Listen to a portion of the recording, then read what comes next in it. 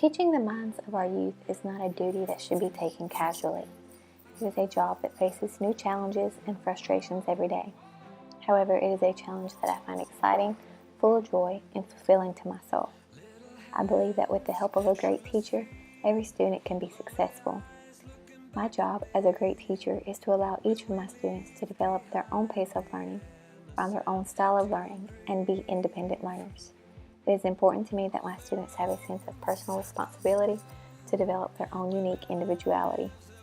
As Maxine Greene perfectly said, part of teaching is helping people create themselves. I want to teach in a manner that is direct, but in a way that also enables my students to grow and expand on their own.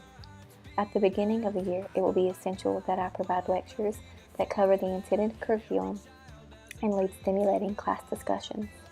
As the year progresses, I hope that my students will begin to pose their own questions and attempt to answer them independently. It is my goal that they will start to reflect on their experiences inside and outside of school and see how they connect with what we have learned in class. Children are naturally curious, and I plan to take that curiosity, along with the concerns and real-world experiences of my students, mold it into my lessons, and grasp their attention. Unfortunately, math is a subject that has traditionally fallen into a pattern of lecture and worksheet textbook problems. It is commonly thought of as something you either get or do not get. I simply do not believe that is true. It is my goal as a math teacher to see that all of my students succeed to the best of their ability. As the teacher, I will teach my lesson, but when it is time for the class to do independent practice, you will not find them all doing the same thing. Some students, who maybe need help from their peers, will be working in small groups and talking freely about the content. At the same time, other students who prefer to work independently may be completing problems from a textbook or worksheet. There will be centers located throughout the room for students who need mathematical blocks, manipulatives, visuals, etc. to help them solve the problems. For the students who grasp the content faster than others, engaging and academically stimulating extensive activities will be made available for them. These activities will help the students build on the mastered content to develop higher knowledge and apply it to real-world experiences and investigations.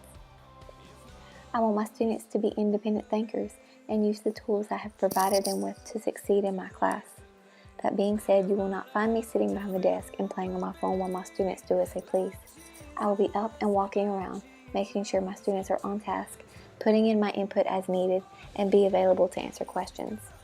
I want my students to enter my classroom and focus on math, but I also want them to focus on themselves and who they are as a person. I understand that not all of my students are going to grow up to be mathematicians. In becoming a teacher, I have taken on the role of being an influential person in my students' lives, and therefore I find it is my responsibility to help them figure out who they are and what their purpose is. It is clear that I do not draw my views and teaching mechanisms from one strict philosophy.